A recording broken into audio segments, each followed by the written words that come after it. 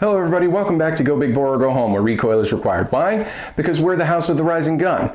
And this week I'm going to do first in a many-part series of testing out ammunition from Aria Ballistic Engineering. Now, as always, I believe in complete transparency. This ammunition was sent to me to test, so I didn't buy it. But I want to tell you guys that up front, because I'm very big about if I'm getting sponsors, if anybody's sending me anything to try out, you should know about it. So I got contacted actually by Aria Ballistic Engineering on Facebook and said they wanted me to reach out to their founder and CEO, Jason Salvini. Now, I will tell you one thing that really got me interested was when I talked to Jason. This man is really passionate about what he does, and I think that's awesome. So I got a total of 5 different ammunition sent to me, 3 loads for the 460 Smith Wesson Magnum, 2 for the 500 Smith Wesson Magnum, and 1 for the 500 JRH.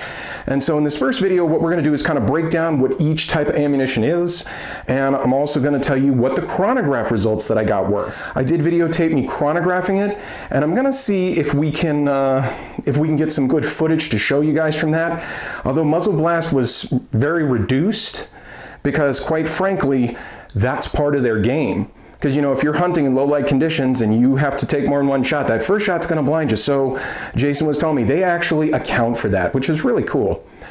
Okay, so the first round I want to talk about is this. This is a 350 grain jacketed soft point in 460 Smith & Wesson Magnum. This is a Hawk bullet. Now, I don't know if you guys are familiar with Hawk bullets. Hawk makes really, really specific hunting bullets. They're designed to have usually will have a thicker copper exterior so that they will have a little more resistance. So this is designed to expand in large game. And it's designed to make sure not only that it expands reliably, but that it stays together, hence the thicker jacket. Now, the box velocity that I got listed was 1,850 feet per second. Now on this one, I did 4 rounds, but I was only able to get 2 to read on my chronograph, one at 1568, one at 1540, for an average of 1,554 feet per second. Keep in mind that this was tested on a real Smith & Wesson revolver, but one of the things I want to point out, every gun's a little different. Every barrel length makes a difference, and environment makes a difference. I did this on a day where it was about 108 degrees, and it was very low humidity. The gun that was used was, I think, the 8 3/8 inch barrel. I had a 7.5. My cylinder gap is about 5 thousandths, and I think theirs was about 2. And that can make a difference. But what I thought was remarkable was the consistency. There was 28 feet per second between those 2 rounds. That's very consistent.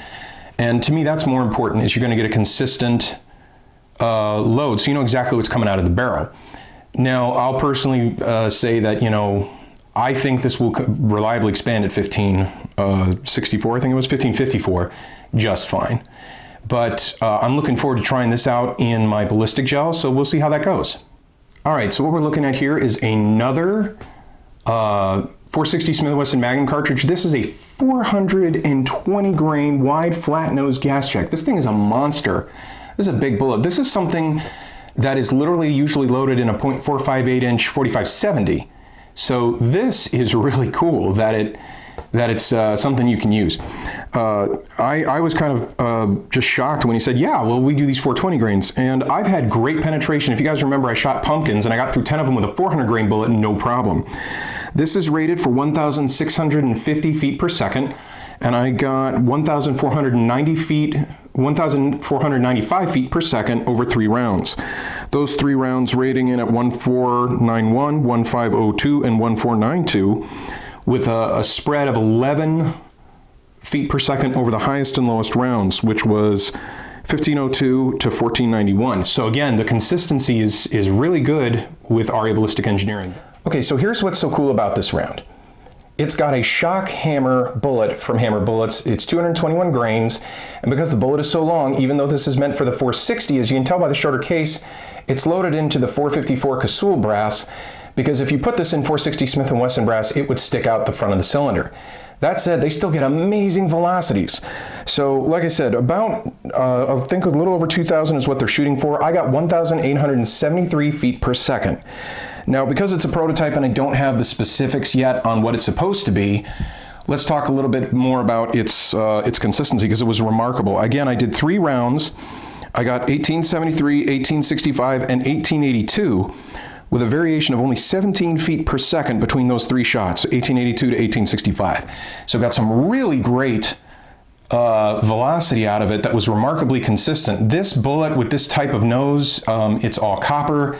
This is really going to tear up game, and at those velocities, it's going to do a lot of damage. Now, this is 500 special brass, as you can see right here. And the reason why it's actually a 500 JRH is because it's loaded well past SAMI specs for a 500 special.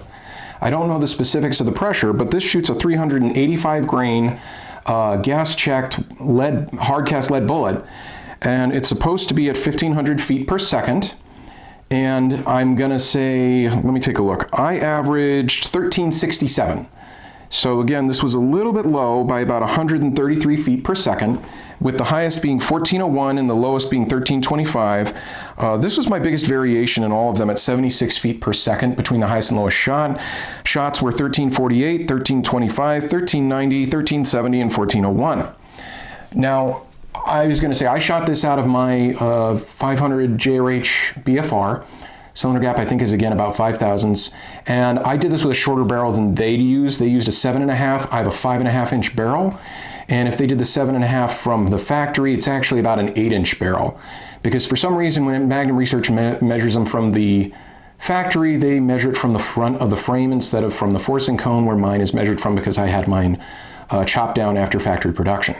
So I'm actually losing about 3 inches there, which could account for the loss of velocity. But yeah, this is a big old hard cast wide flat nose gas check. With a 385 grains, it's gonna just pound its target. So I thought this was really neat. I think it's real fun. Again, you know, I can't wait to put this up against some real targets. This is a 515 grain jacketed soft point. As you can see, it's got this big old soft point to really push open this thick copper jacket. And it is really protruding here.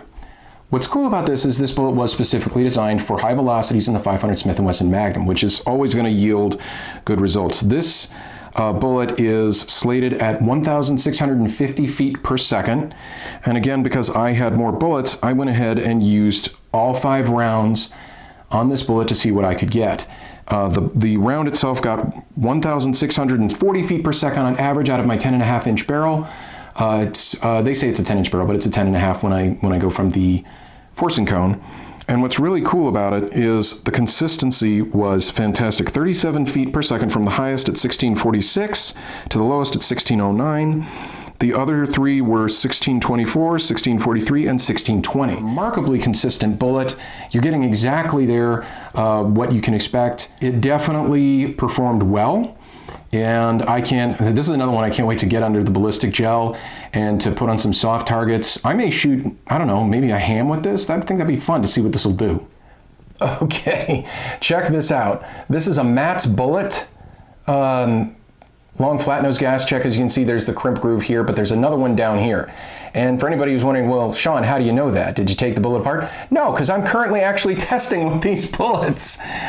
Just like the folks at Aria Ballistic Engineering, I wanted to see what 600 grains in the 500 Smith Wesson Magnum could do. Because everybody does the 700 grain, but I really feel like that's kind of I don't know. I just think that's a little bit too long, and it kind of hurts the ballistics. But hey, you know, to each their own. I still like the 700s, but the 600 here, this is supposed to go 1,475 feet per second, 600 grains at that, and just literally just pound the living daylights out of whatever it hits. Well, how'd we do?